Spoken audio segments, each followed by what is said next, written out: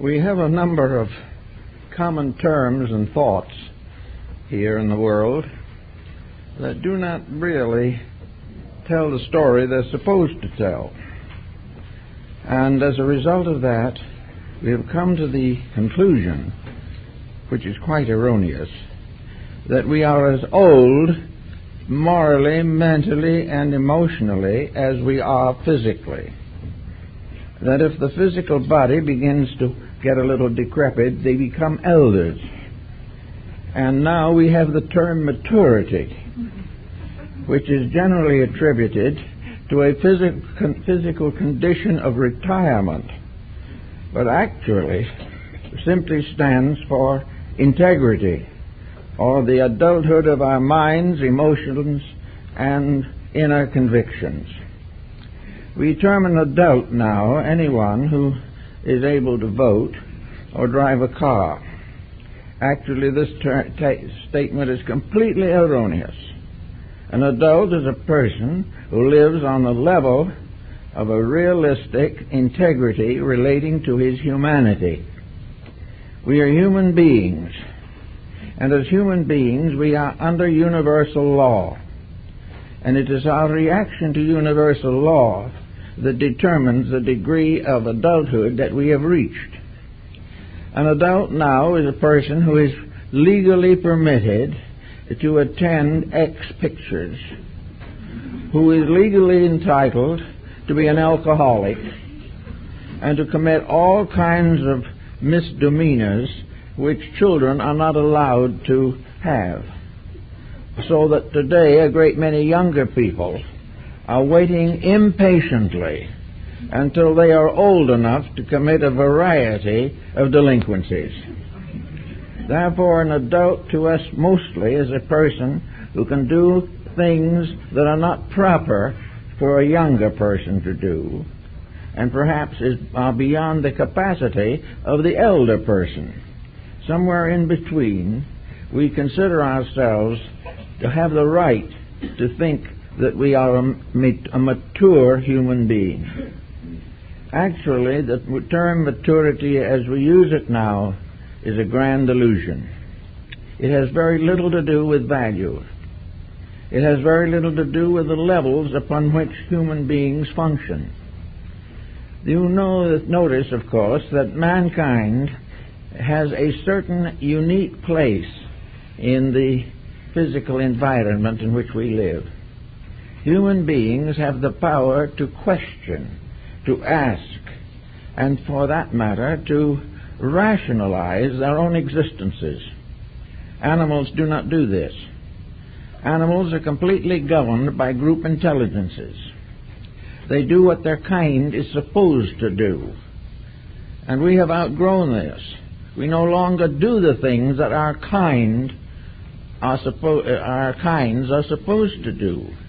We break all the rules because we have will and individuality and personal intellectual. We are not anywhere near mature. If a mature person comes along, they're apt to be crucified. They're apt to be disgraced and dishonored, because maturity demands integrity, and integrity is in short supply and even shorter demand. We do not really want to grow up. We want to remain in a world of childlikeness or childishness. We want to live in a world where someone else does our thinking for us, where we are protected in every way possible, where we do as little as we can and gain as much as we are allowed to gain from our efforts. We expect to be supervised, we expect to be protected, catered to, and even come under a benevolent care of an invisible deity. We are not ready to stand on our own feet, do our own thinking, and create appropriate codes for personal conduct. As we notice in a great many television programs that are coming through, particularly on Station 28, there are a great many nature studies. Many of these nature studies are most illuminating and inspiring. Most of all, however, they tell us that these various creatures live under laws, that these laws were not created by them, and they have absolutely no way of amending them. They simply fulfill the problems of survival and perpetuation. They have within themselves a mysterious code which tells them what to do, and some of the things they do are almost unbelievable. We must almost believe that each of these creatures has a tremendous storehouse of individuality, but this is not the case. The bird that builds the extraordinary nest is following impulses, instincts, and attitudes within itself, peculiar to its kind, and it will seldom violate the laws of its kind.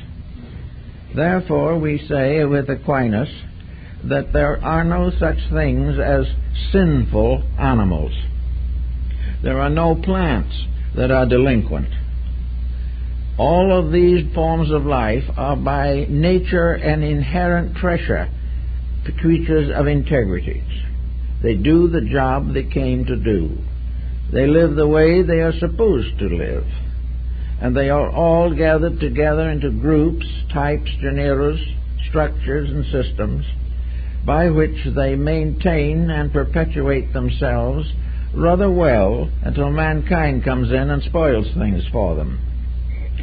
Today we are also to remember that the individual is no longer under animal controls. He is under the control of his own mind.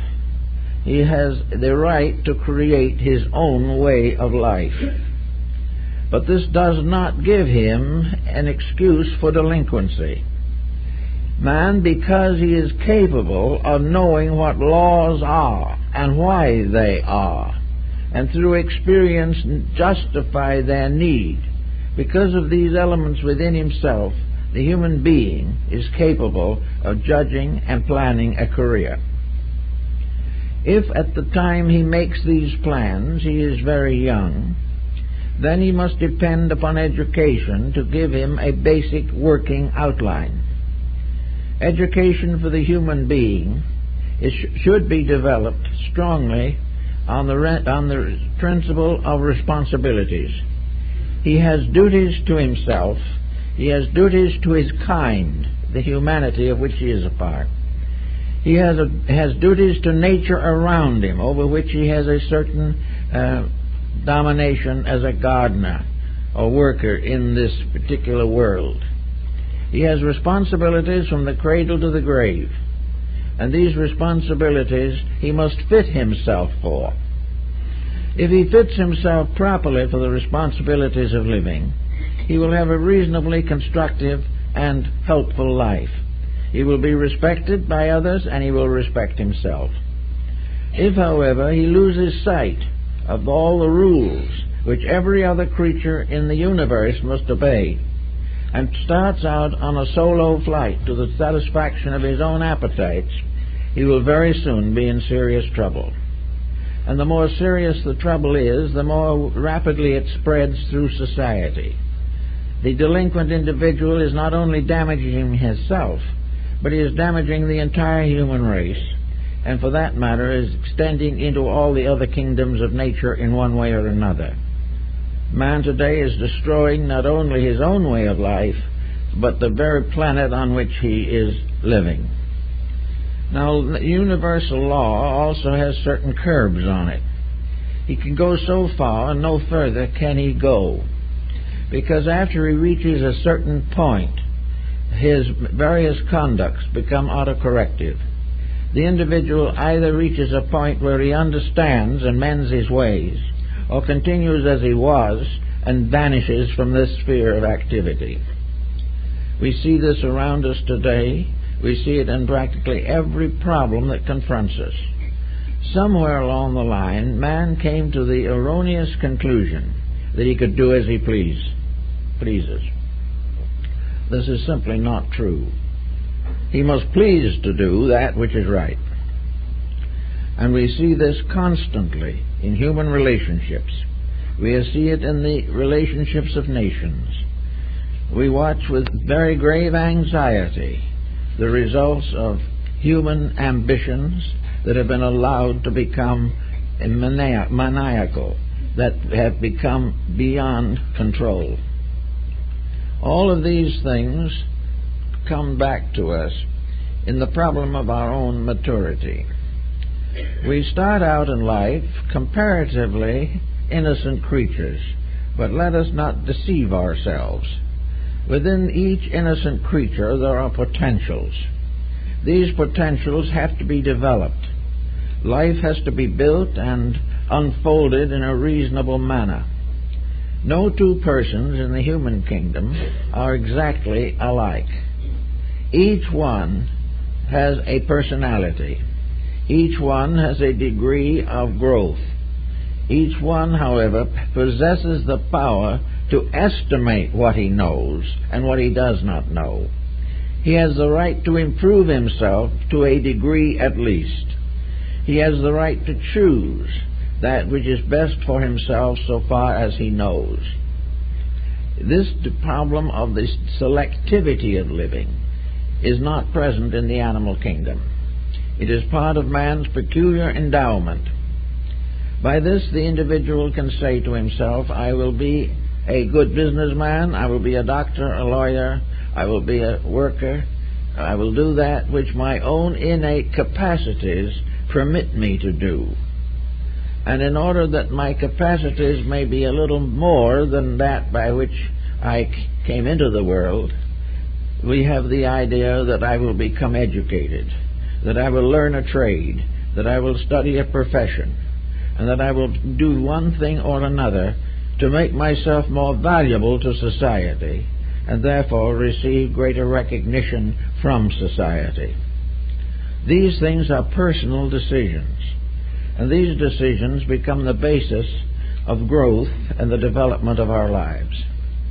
Now, every child has to pass through certain stages toward adulthood.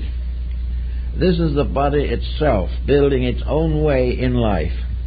It is the body gradually becoming capable of maintaining the dweller that lives in the body.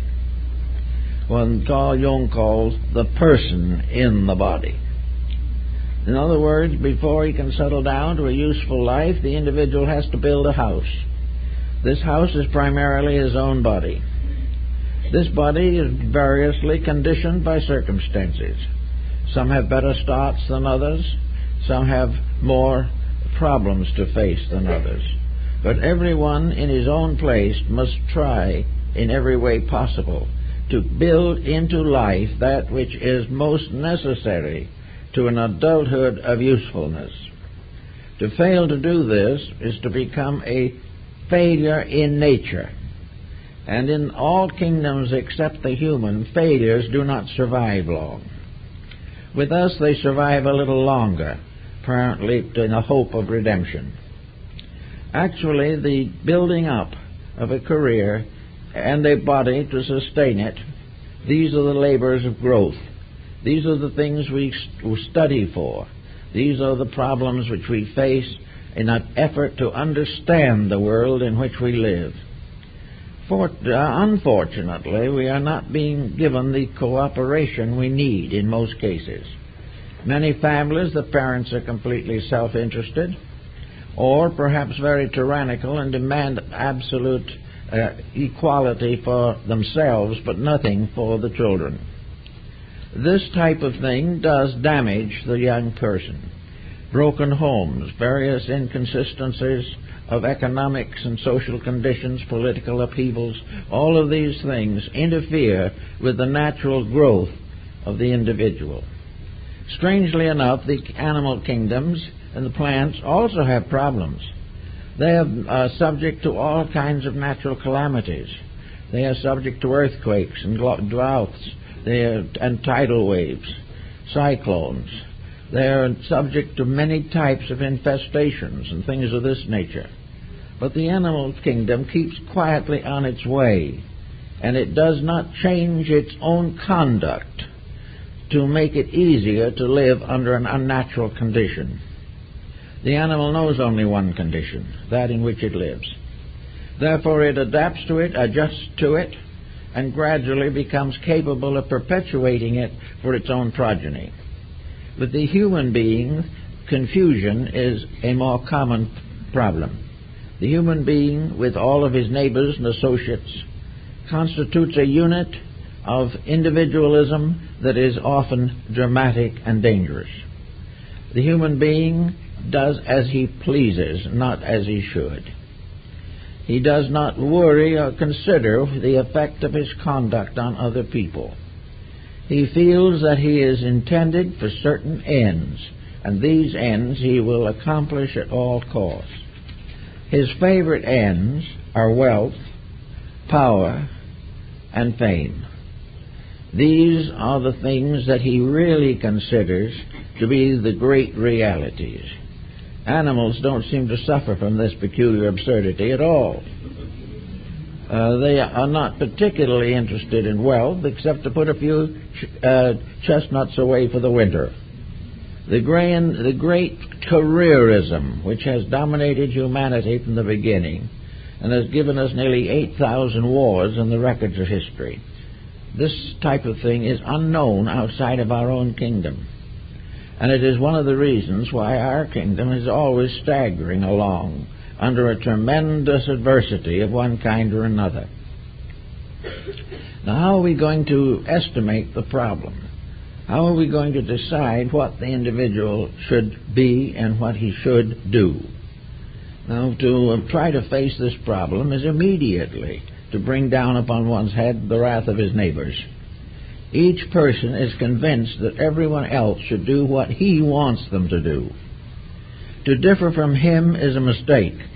To differ loudly and clearly is anarchy. Each person has a unique correctness in his own thinking. This correctness has nothing to do, actually, with the study of his own inner life.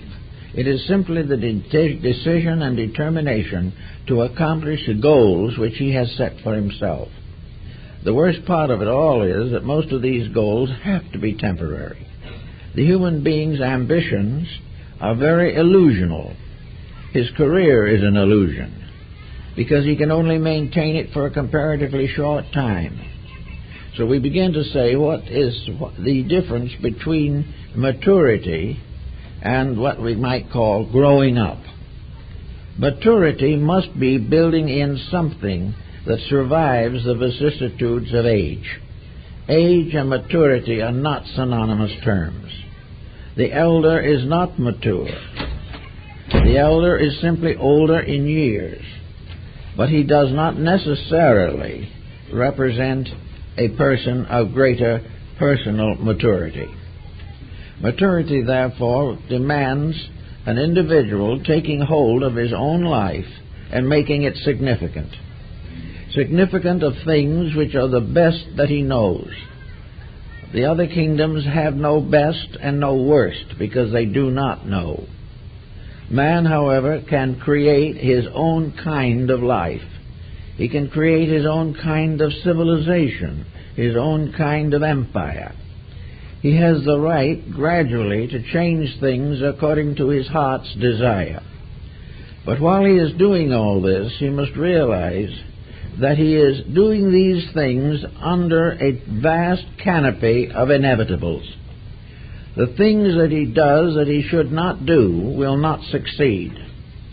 The things that he neglects to do that he should do are the things that might have succeeded. Little by little, the human being is breaking away from the rulership of the laws of existence. He is breaking these laws largely for the gratification of ambition and appetite. And the more he does this, and the more consistently he continues it, the more miserable he becomes. So I think Confucius, perhaps, and Lao Tzu and Mencius were very wise in certain things. Namely, that the beginning of a good life probably is to realize that we come into this world only part way along a great evolutionary path. We are not on the summit of eternity. We are somewhere in the lower foothills. We are not now ready for that supreme fulfillment that we constantly feel that we're entitled to, even though we've done nothing to earn it. We are not actually as wise as we think we are, and we are not as prepared for decisions as we believe we are. Most people are quite certain that they are being imposed upon by their doctor, their lawyer, and all these various professions that serve them. But they do not realize that they are imposing upon themselves, and that the very traits that they resent in others are in themselves also, and will be there until they're weeded out. We have to begin to think in terms of what the difference is between human beings and members of lower kingdoms. The members of lower kingdoms live within a universal protection, in which the fact that they are small children, in a sense, permits them to receive continual guidance from a power that is never able to fail because of its innate integrity. Therefore, all these lower kingdoms are small children who must gradually grow up through one degree after another of growth and unfoldment. But this growth and unfoldment is guarded and protected by laws which these creatures cannot break, and which they have no instinct to break. There is no particular ambition in an animal except to protect the small area which is its field of activity. It has to protect its own region, its own family, because in so doing he protects the continuation of his own particular lifeline. This problem of territory has been gradually unfolded in the case of humanity until the world becomes a territory and is at the disposal of anyone who can conquer it. Therefore, to us, territory is not to protect our own, but to fulfill our ambitions, aggravate our various emotions, and develop great financial resources. We take territory to enslave it. The animal takes no such attitude. He uses the natural resources as they are. He only sets aside for himself that which is sufficient for the needs of his own immediate brood. Thus there is a great difference in these points. Animals and birds and fish and flowers, trees, all have strange integrities because they are fulfilling the purpose for which they were fashioned. This brings us to the question that man alone tries to answer. What is the purpose for which we were created? Why are we here? What are we supposed to do? How are we supposed to span these years that make up our physical embodiment? We look around us and we hold something that should temper us but does not. And that is, of all creatures, we are the only ones that know we are impermanent. Other creatures have no realization of the future. They only have the case of survival until something destroys them. And in the animal kingdom, the very young and the very old have to pay the penalties of inevitables. But the human being has now developed an attitude that is quite different from this. He is also under the same laws. He cannot survive, but he is going to change what he does while he is here and make it serve him to the fulfillment of every ambition and appetite that he can cause to arise within himself. Therefore, the human being is not trying to be mature. He is trying to be old enough to make mistakes. And with some exceptions, he does pretty well at it. He does make many, many mistakes. But the problem of trying to outgrow the mistakes is the problem of growing up. We have to gradually learn from the things that happen to us. We have to learn from experience, which the animal cannot do. He learns entirely by instinct, but not by conscious experience. With us, we have the right to perform a variety of actions measure the results, and create a pattern suitable for the extension of our own probabilities. We have the right to plan a future that will give us the greatest security, the greatest growth, the greatest unfoldment of our own internal potential, and enable us to make the greatest possible donation to the common good. Now, these are about all the things that are worthwhile doing, and yet these are not the things that the average person is doing. Now, this problem of responsibility does not interfere with personal happiness or well-being. Man is capable of being happy. It's very unlikely that animals have any great sense of unhappiness or happiness. Some of them probably have a contentment when they are able to have sufficient food and their little families and broods are in good order. Man, however, has a capacity not only to organize his life, but to be happy in many of the things that he can do. But he must also measure happiness. What does it take to make him happy?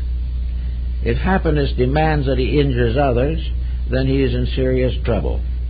If happiness means that he must waste his own potential and lose health and mental and emotional integrities, then he is wrong. Happiness has to arise from order, from things being done correctly in their own way, purposes being fulfilled, and the individual rejoicing in his adherence to those principles which are sound and proper. So we have now this little difficulty that comes along in our affairs, the problem of trying to see what we can do to get some of these mistakes corrected before they become too dangerous. Now, there is hardly any person, for instance, today that doesn't realize the dangers of alcoholism. He knows these things. He also realizes that he reads in the papers now almost every day warnings against cigarette smoking. Now, animals don't have any such warnings because, of course, they don't do these things. But man, having done them and having the warning, makes a decision. If he decides that his own pleasure is more important than the warning, and the risks he takes are more than justified by the results of his own achievements, then he will probably keep on making these mistakes. And then one day the axe falls. Something happens that he cannot any longer avoid or evade, and he discovers that he has wasted a life.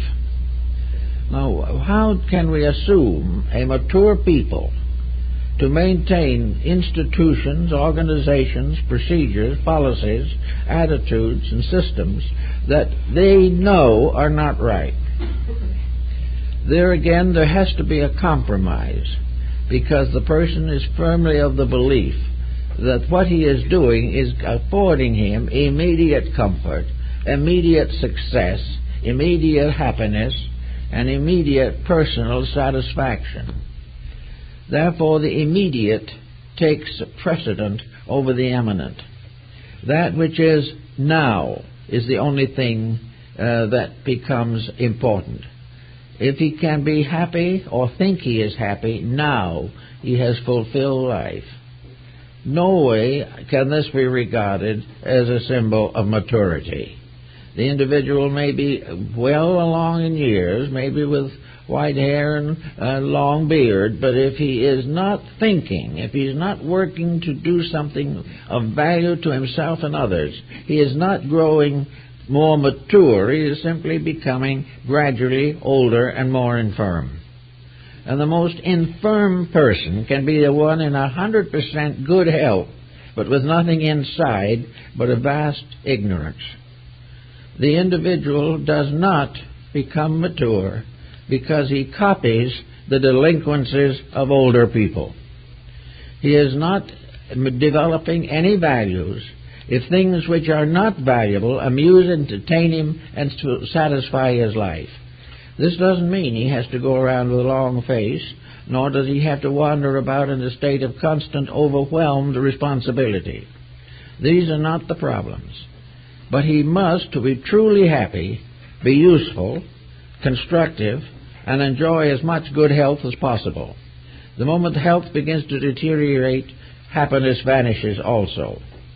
And most people who have achieved certain physical success, if health fails, find that they are very, very poor. So it becomes necessary for each person to prepare a concept of maturity. Well, we can say for one thing that maturity is the ability to live one's life constructively.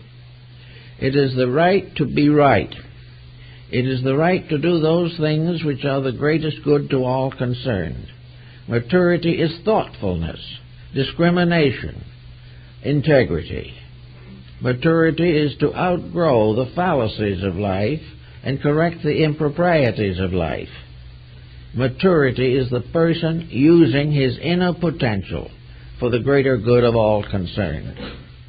Maturity must be the release of internal constructive potential. Without this, the body is a hindrance and a pain. The body is useful only because it enables us to do the things that the mind and emotions feel that we should do. And if the mind and emotions are immature, the body will soon show signs of deterioration through dissipation. So we have to try to find out now what constitutes a good mature person.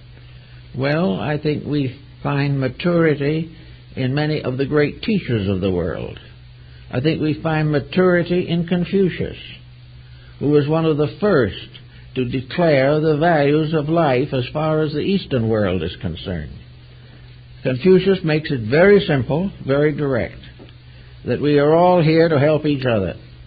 And maturity is to achieve a distinguished reputation for collective contribution to good. A mature family is one in which the principles are clearly enunciated. A mature family is where the parents respect each other and the children respect the parents. A mature family is one in which there is religion, dedication to principles, and most of all, a keeping of all those rules and commandments by which society remains secure. The good family, the mature family, will never contribute to delinquency, nor contribute to crime. Of course, according to Confucius, the formalities, the proprieties, were the basis of maturity. Maturity is an expression of gratitude. It is the individual meeting his personal responsibilities not because he has to, but because he recognizes that they are right. Maturity is the person contributing to the needs of others whenever necessary. And also maturity is the inner conviction which enables a person to sacrifice his own life, if necessary, for the security of something more important. Maturity, therefore, is a grown-up person. And the way you can tell them, usually, is not because they walk around like the Chinese Manchus in high boots. The proof of it is their relationships with life. What they do, what they think, what they say, what they believe. Maturity is, therefore, many things. Maturity is thank you for a service rendered. Maturity is a reward for good done. Maturity is respect for authority, a respect for age. Maturity is a parental attitude to youth wherever it may be. The mature person worships deity through kindness, gentleness, integrity. Maturity also often brings with it an appreciation for the arts, music, literature, all kinds of refined things. The mature person rules his own family wisely and lovingly, and each of the members of the family respects the others and also respects the potential within themselves, which must be developed if the person is to become a mature individual. So Confucius put maturity as something to us would be almost perfection, something beyond anything we can really appreciate. But it's not true at all. Maturity is simply the individual reacting to his own internal endowments. Maturity is the use of the mind constructively, the use of the emotions constructively, and the care of the body with discipline, or at least with consideration. Therefore, a mature person does not make common mistakes. They do not have bad dispositions. They are not confirmed worriers. They are not jealous of each other. They are not contentious in their attitudes. They do not create riots. They are not given to crime. They do not attempt to take what they have not earned. And when they work, they do an honest day's work. These things make maturity. Maturity has nothing to do with wealth. It has nothing to do with physical office. It really has nothing to do primarily with years, because maturity can extend over a long period of time. Maturity does not necessarily fade out with age either. The individual who is basically mature, who has not merely blocked his mistakes, but has outgrown them, will even in the closing years of life have the gentility, the thoughtfulness, the kindness, and the sincerity appropriate to his internal achievements. Now, somewhere in this pattern of things, we have the archetype of the human being. And nearly all philosophies and religions have worked on this archetype in one way or another to try to see how it can be turned in the direction most necessary. One of the things that helped a lot in the old days was religion. Religion in old times was a little bit more like the instinct of the animal. Primitive religions were things that were held by a kind of internal recognition. Early religions were never justified by argument and never sustained by elaborate philosophical speculations. Most primitive religions were simply natural human reactions to problems. The need for certain basic values and integrities. There was a certain loyalty in primitive religion. There was a certain natural defense of the clan or the brood family, the protection of the weak, and kindness to the old, and patience with the young. These were natural attributes which were gradually theologized, but which were well established before theologies came into existence. And by degrees, religion changes. Integrities within the individual alter his theological acceptances. He is no longer willing to take certain beliefs that are inconsistent with the higher integrity of himself. If he has really come to realize that he can love all human beings for the good that is in them, he can no longer belong to a faith that damns half of them. He can no longer be part of something which is unworthy of his own natural internal growth. Thus, religion is censored by the maturity of the individual, by experiences and by integrities, also by observation and tradition.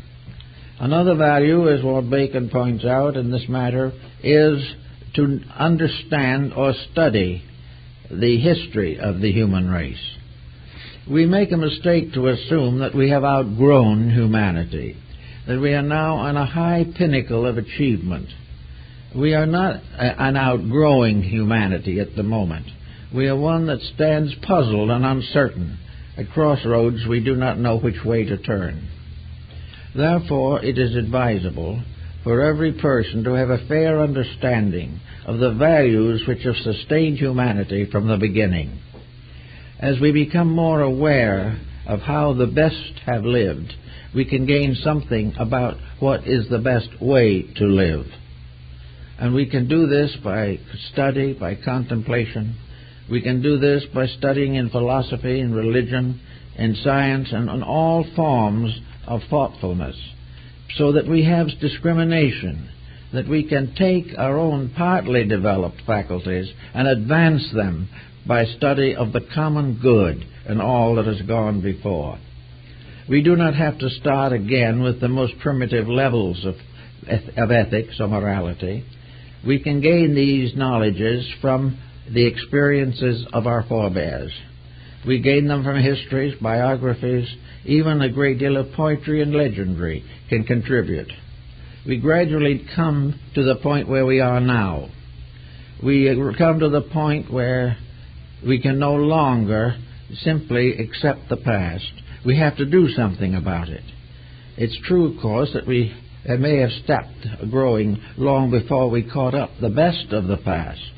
But we have done this and that and what we could, and have come to a point of certain decisions within ourselves.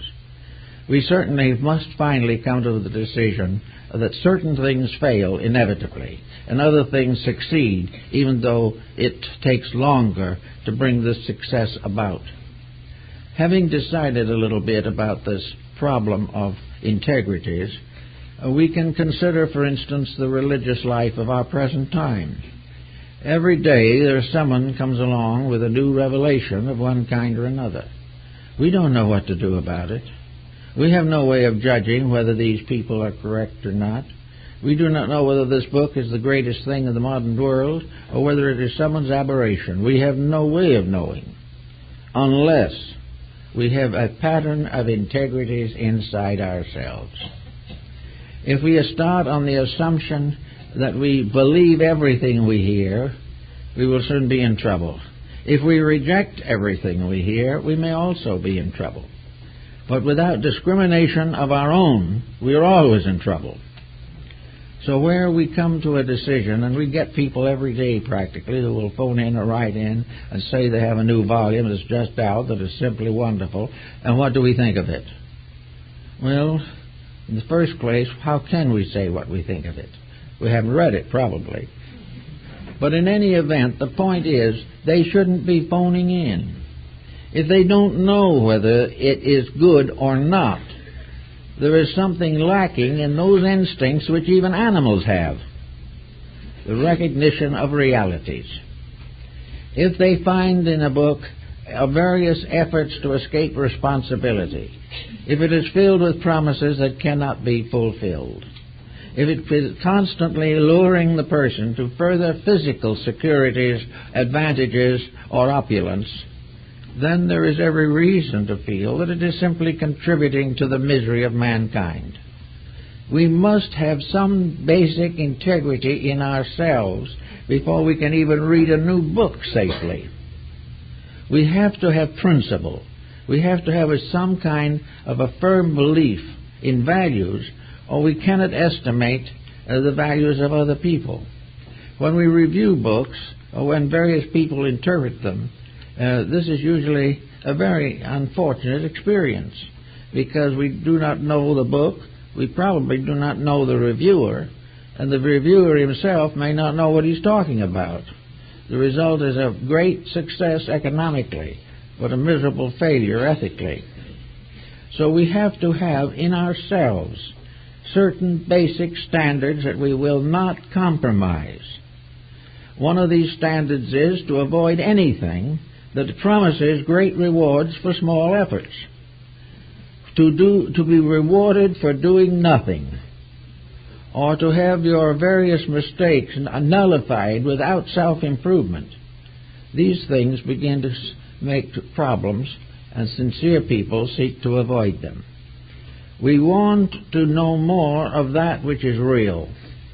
We want to know more that will contribute to the enlightenment of ourselves and the improvement of society.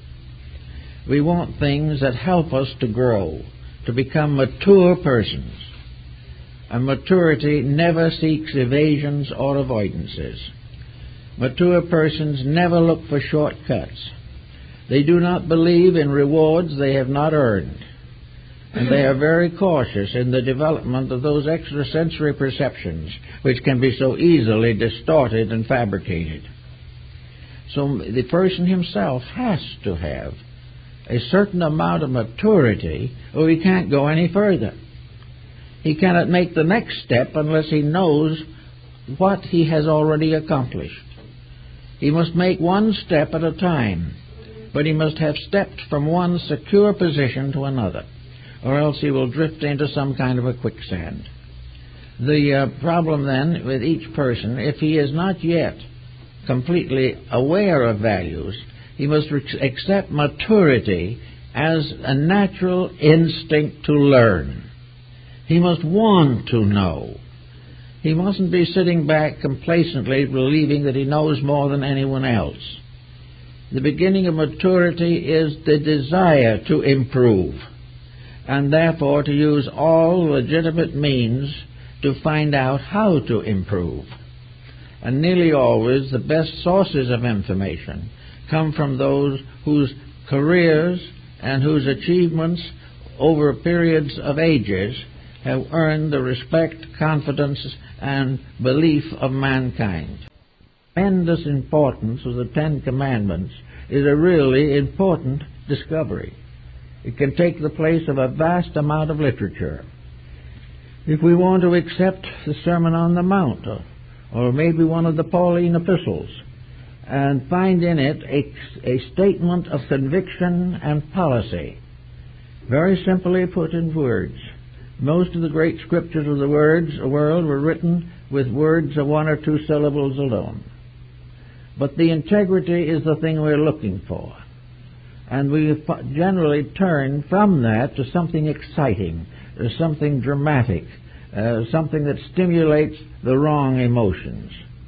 All great wisdom quiets emotions. It does not destroy them. It makes them quiet, peaceful, and useful at all periods of life. So the feelings of all kinds contribute to growth. Actually, also, in the search for integrities, we have to realize what most people are now discovering, namely that where education ends as we know it, true learning begins. We have to recognize that most education as we have it today is equipping us to live in a world which is itself deformed. It is helping us to adjust to something that is not true, not real, and not purposeful. We may have to make certain adjustments in order to survive, but we must never for one moment forget that they are adjustments and not mistake them for legitimate ends.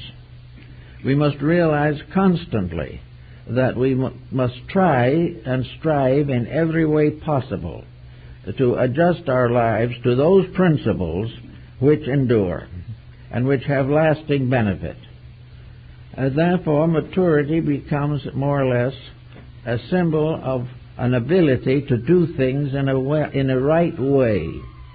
The mature person is companionable, peaceful, helpful, cooperative, inspiring, and hard-working. The mature person is not deceived by false values, is not a fame hunter, is not willing to settle down and rejoice in a vast fortune of money, which he does not know what to do with, and will either properly give away, spend, lose, or leave behind.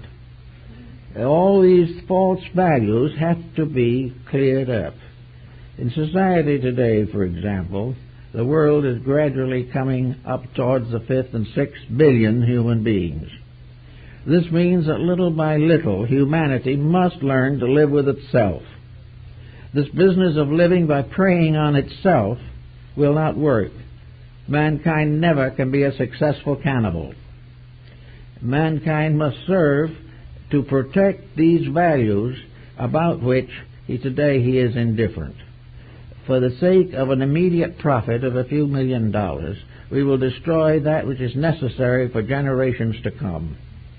We will depart from all common sense, valuing things only in terms of cash, and gradually destroying the very ground from under our own feet. Now, we do this with a good straight face, and we listen carefully to people who advocate it, and we assume that they're normal, mature people.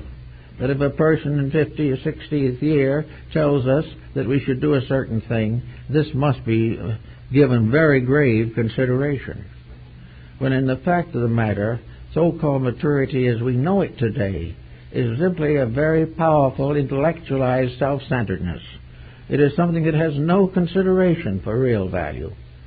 We are always advising people to do what we would do, and when we do what we think we should do, we're sick. So the whole thing doesn't work out.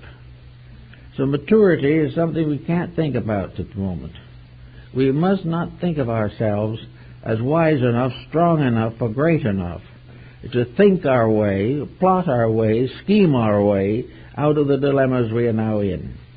The only way in which we can solve these problems is to gain greater and greater relationship with our own internal life. Somewhere locked within ourselves is a divine principle which embodies within itself the entire pattern of universal law. The divine law, natural law, and human law are all within the person.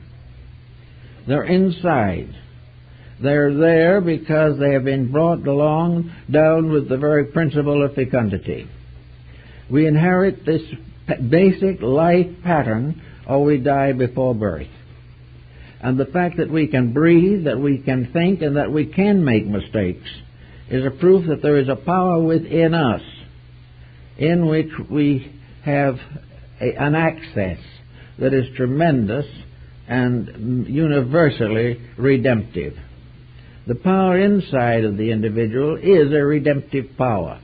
Power on the outside is usually destructive. But this inner power cannot function unless the individual stops misrepresenting his own nature. The true patterns of maturity must come from a partnership with the laws of existence and not a constant violation of universal law in order to achieve physical gratifications. So inside of the person, as every mystic has known, every esotericist has known, the whole code of nature exists. It is available to us. It is a code higher than that of the animal. It is a code which, however, he reacts to instinctively and we react to intuitively. And intuition is instinct that has been stepped up to a higher level to meet the needs of a creature more highly evolved. So with intuition about things, an intuition which is clear of all ulterior motive, we each of us have within our abilities a true code upon which to build. There is inside of us the very laws that we are seeking on the outside. We have spaceships going off to planets. We are doing all kinds of things to break and split atoms and so forth.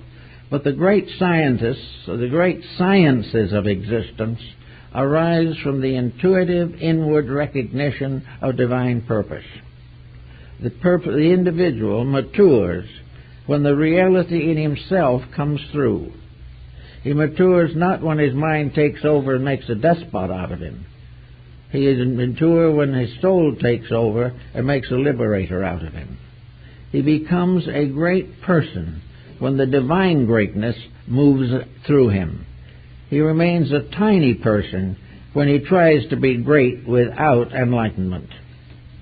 So all these things must be all considered in one way or another in order to reach what we might call a grown-up state.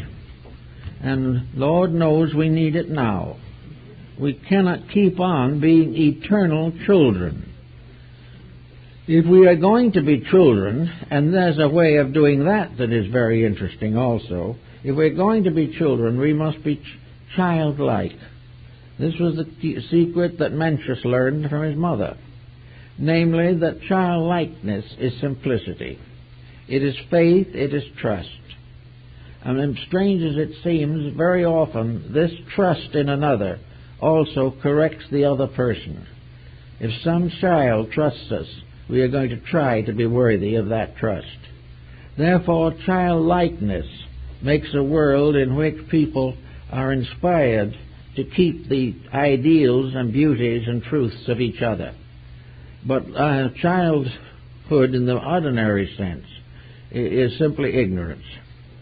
Now, somewhere between ignorance and wisdom, we are existing today. And we are looking around to try to figure out how we're going to legislate out of these problems. We're going to try to figure some way to balance the world's budget. We're going to try some way to get rid of a nuclear armament. But we're doing it all through appealing to the exterior part of the individual. We are trying to tell him that he'll kill himself if he doesn't do something about armament.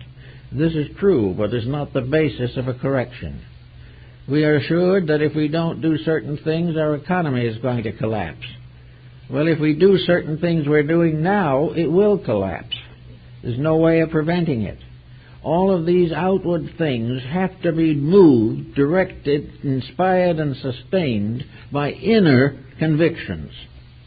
The reform that we are looking for must be that to realize that every human being that comes into this world has a fight on its hands. It must struggle between self-interest and universal good. Every person that comes into this world, seemingly, is to a measure at least self-centered. They want what they want, and they want to live in a world in which their attitudes and beliefs can be fulfilled. But they come into the world without a sense of responsibility. They do not realize that they cannot do certain things without endangering their own survival. Animals don't know this, because actually, except for man, their survival is not endangered in their natural state. They will survive because of the fact that they cannot go against law. They have no way to go. They have no mind to tell them what to do that isn't lawful, or how to escape the natural problems of existence. Man has developed these as additional values. They have been given to him that he might be the creature that becomes self-governing, self-ruling, and self-dedicating. It is the hope of the powers of nature that man will become a faithful shepherd in the garden that the Lord has given him, that man will become an instrument for the fulfillment of the divine plan in nature, and that he will become the Lord over all animals and creatures, over planets and worlds, but in this rulership will be forever obedient and completely dedicated to the divine purpose. This type of thing we have to work with some way at this time. I think we shall have to get over the idea that we're going to be able to vote these things into existence. Individuals who have never made any effort to change their own nature are voting to have governments change theirs. And yet when someone comes along that might do it, that will interfere with selfishness, they will turn on him. There is no way in which you can correct a human being successfully from the outside. There is no way in which you can free him from the consequences of his own outside actions. But all outsides are governed from the inside. Therefore, the great government, the universal government, the divine government, is communicated through the individual and not to him. It is his own experience rising up. It is the mellowing result of life and living. It is the inevitable conclusion that comes through the experience and the practice of the various processes of existence. Man can come together not by having identical attitudes or the same governments or the same arts and sciences, but by the same integrities. For the basic integrities are what create governments, what create laws, create sciences and arts. And where the integrities are wrong, the arts, sciences, and governments become corrupt.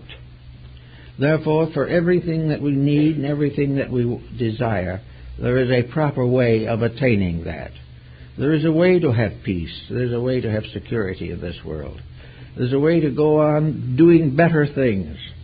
But the result we seek has to come from inside ourselves. We have to stop cheating every day. We have to stop all these little deceits. And while that is always very important, there is also the emotional and spiritual relationships of people that are very important. Relationships of integrities, that we admire people for what they are. And when they are doing a good job, we roll up our sleeves and help them. All of the cooperating emergencies that arise can be handled by thoughtful people. Little by little, we can lift the problems of poverty. We can lift all these different racial and other situations that are dangerous, but only when the one life in all of us is allowed to shine out. We are one life, and why everything we do should be divided so that this life is forever turning on itself in destruction and anger. This is something that human beings themselves must face. Now, education helps, but there's something else beside that. We have to find some way of getting at this internal. For it is this internal which, releasing itself or being released, brings with it maturity. There is no maturity until the best in us governs the rest of us. Until that day, we are perpetual adolescents. There is no way in which we can solve any problem unless we can be higher in our values than the problem. We must be better than the need, or we cannot solve it. We must see more clearly, or we cannot cover and uncover the obstructions of life. So we have to work constantly as persons. And how do we do this? Well, one of the things that's doing it is the gradual desperation that is arising in ourselves. We are losing every day faith in the power of external things to solve our problems. We are no longer aware of the probability that a group of people anywhere can take care of the troubles that we're in. It becomes obvious that these troubles arise in ourselves. Crime arises not in society, it arises in persons. Now, many of these persons do not recognize crime. They do not know that they are criminals. They only know that they are hating something, not believing something, or trying to get something dishonestly. They believe in violence. They believe in accumulation without principle. As long as this continues, we will punish them, imprison them, fine them, ostracize them, but nothing will change. The change has to come inside of them just as it has to come inside of us. And when things get so bad that nature can't handle it any other way, these decisions are forced upon us. They are forced by circumstances that we cannot resist. They bring us solutions through a solution only. It must be right. It must be done correctly. And little by little, the individual comes to the inevitable conclusion that it is better to be right and happy than wrong and miserable. And we have only the one choice to make. So in the problem of maturity, I would like to kind of think that the divine in us is something that is so stupendous, so complete, so irrefutable, that if we can just accept it. And how do we come to accept it? I would suspect that one of the ways is to accept it is to look out, see things as they are, and then suddenly realize change is possible. The change is possible, and the first step is to correct our own faults. When we see someone else unpleasant or unhappy, we can ask ourselves, how do we feel? When we find someone is unkind, are we strong enough not to return that unkindness? Are we strong enough to keep the simple commandments of Jesus? Are we strong enough to return good for evil? Are we able to do those things which constitute forgiveness or for the regeneration of our own attitudes? As we become merciful, so we shall have mercy. And when we put our own lives in order, we will begin to be more aware of the divine order. And little by little, the small leaven in the loaf can bring the whole thing to pass. But to be better than we are, we must know that we need to be better. We cannot go along carelessly and indifferently, doing what we've always done, and wait for paradise. It won't come. But if we can look at each day and see that it's a little better than the former day, it will do a great deal of good. I like the Pythagorean discipline on this. It seems to me that it is very adequate. And that is, at the end of the day, look back and figure out what kind of a day you had. Think of the things you have done that were good. Think of the things that you have done that were not good. Did you answer the phone call when someone was in trouble? Did you say the kind word? Did you forgive somebody an oversight? Did you lose the tendency to aggravation or difficulty? Did you become capable of standing interruption without irritation? Little by little, are you able to gradually dominate the negative aspects of your own life? Are you weary from work or weary from objection to work? Are you tired from the things you do or tired from the attitudes you have about them? Work on these things every day with the Pythagorean system and see if at the end of a week or 2 weeks you can look back at certain corrections you have made. Try to think in each day how it should have been done if you did not do it that way. If you were able to rise above the situation, then you're entitled to a little compliment for yourself. If you fell below the norm, then you should reprove yourself. And keep on striving to maintain an internal equilibrium. To be at peace with self is to allow the divine to come through. When we are in its way, when our own opinions come first and universal law gets in the best it can, we'll have troubles. But if we are still, we will know what is right. Be still and know that I am God. Be still and recognize that from within, if we are unselfish and do not have prejudices or conceits, we will be told what to do next, and it will be right. And it will usually be a little difficult, but it will be rewarded by a permanent improvement of life and character. We have to recognize that while we are under the government of states and nations, the final government is heaven. We are all children of one divine order.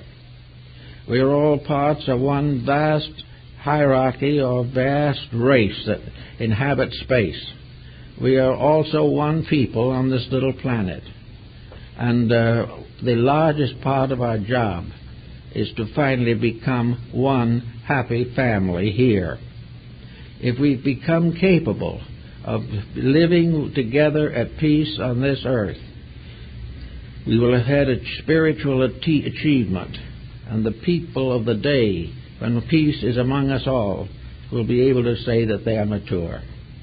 Maturity is definitely the ability to face problems without distress, to face situations with kindness and loving thoughtfulness, to overcome all prejudices, to leave behind all contentions, and to realize that we just have a few years here into which to grow, and we cannot afford to waste time doing something else. We've got to get to the work that we were intended to do, and if we do that, then we'll have something to be proud of, and we will have the ability to meet the face the future wisely. Until those times come, we have to keep on recognizing that we're children. And worse than that, we're juvenile delinquents. We are doing the things we shouldn't do and trying to glorify them. We are building monuments to the wrong people. We are creating great systems of ambition. We are jealous of things that we should be ashamed of. We believe in values that do not exist. And we are willing to compromise our place in the universal plan to try to improve a situation here that's going to be only a few years at best. Man is also the only creature that we know that knows he isn't permanently here. Animals don't know that. This is probably one of the reasons why they get along better. They are not aware of this. They have no concept of time as we know it. They have life, and then there is the absence of it. And in the jungle, in a moment, death takes away the life of the animal. They have life as long as they can defend it. But when they can no longer defend it, they vanish.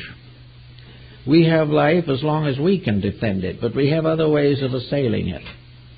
But most of all, we are creatures that know that everything in this world is transitory.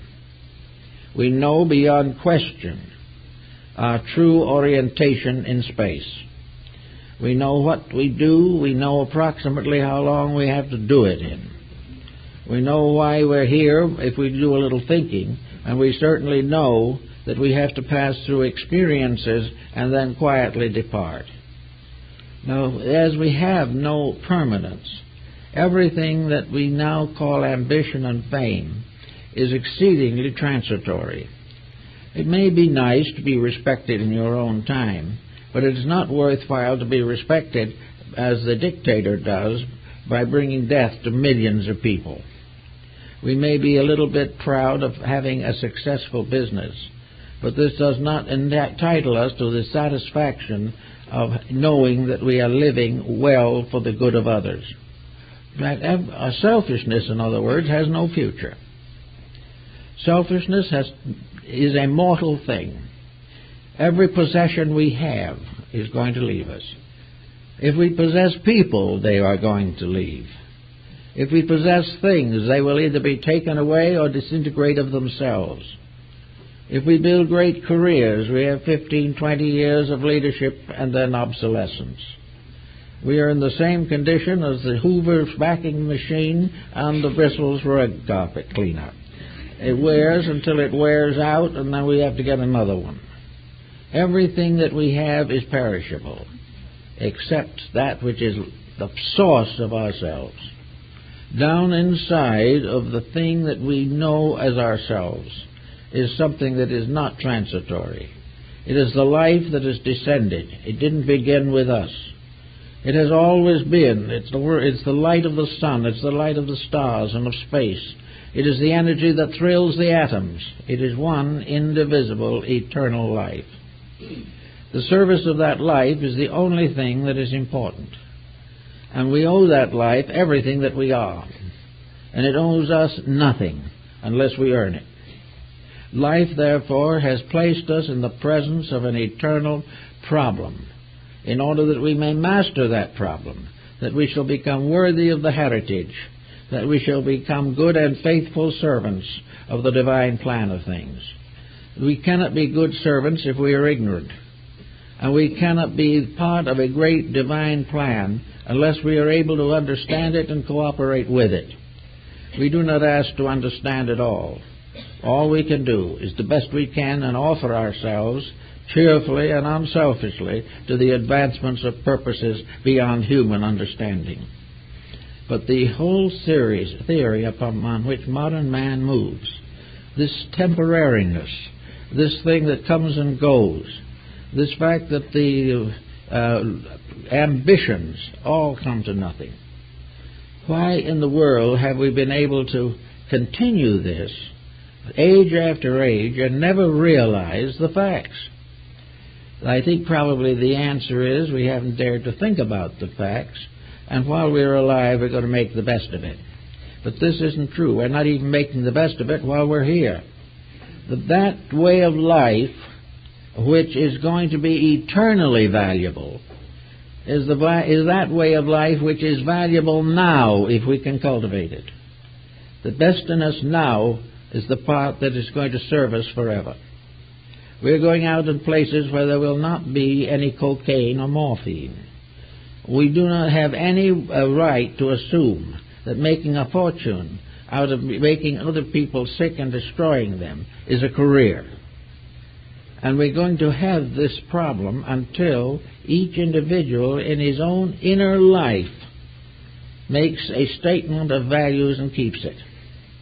When the individual himself says no to temptation, there is no temptation. But as long as compromise for profit, fame, or notoriety is possible, we're going to have delinquency. As long as dissipation is happiness, true happiness is frustrated.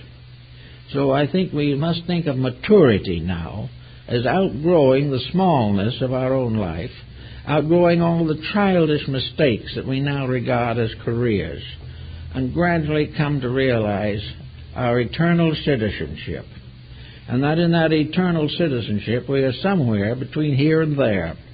We are much more than we were. We must become more than we are. And by growing in spirit and in truth and in love and in understanding, we are gradually going to accomplish the purpose We are going to carry with us into other embodiments in the future good karma, the continuing reward of right.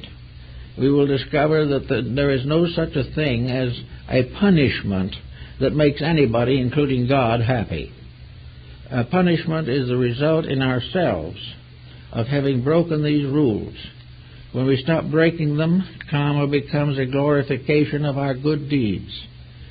We can have a great and wonderful life. Once in a while we see someone who seems to be having that now, and now we may be a little jealous of them. We say that they were dishonestly privileged in some way. But happiness and security must be earned, and a life that is dedicated to principles is not a disaster or an impossible miracle in space. A right life well lived is a natural reward of integrities. There are honorable people, and we can study them also and can find out how and why they lived better lives, simply because they had released more internal potential. And we have to all understand this and gradually release it as much as we can. If we do that, we'll be on our way to maturity. We will realize that maturity is not the right to be wrong. Maturity is not the privilege to dissipate. Maturity is not that the individual is old enough to break the rules of society. Maturity is not the person who is determined to waste his time doing things that are even below the level of childishness. Maturity is not the right to watch television 8 hours a day. Maturity is not the privilege to watch violence anywhere. Maturity is the individual becoming censorship over his own attitudes, so that he turns off what he knows is not right without a second of hesitation, and if necessary, disposes of a whole career if this career is gradually killing him. Little by little, we're going to make some good changes in life and do things that are right, and then we'll be mature. Instead of that, it's simply perpetual adolescence. It's the individual who will not grow up because he does not want the burdens of right living.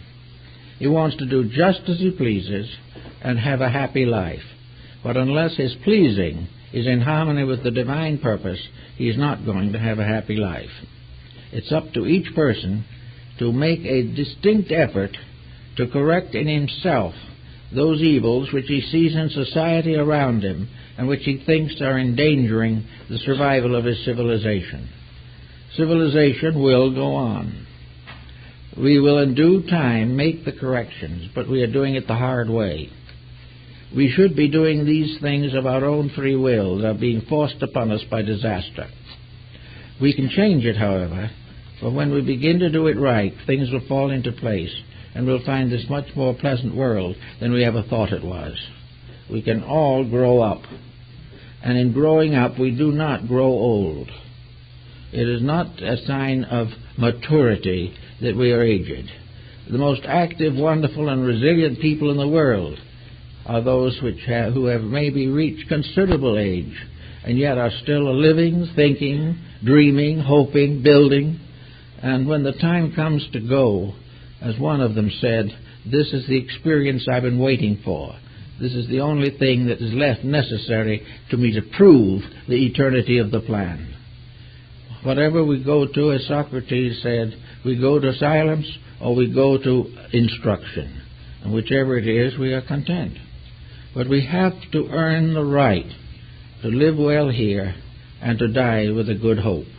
Until we do these adjustments and think these things through, we have no right to regard ourselves as grown up.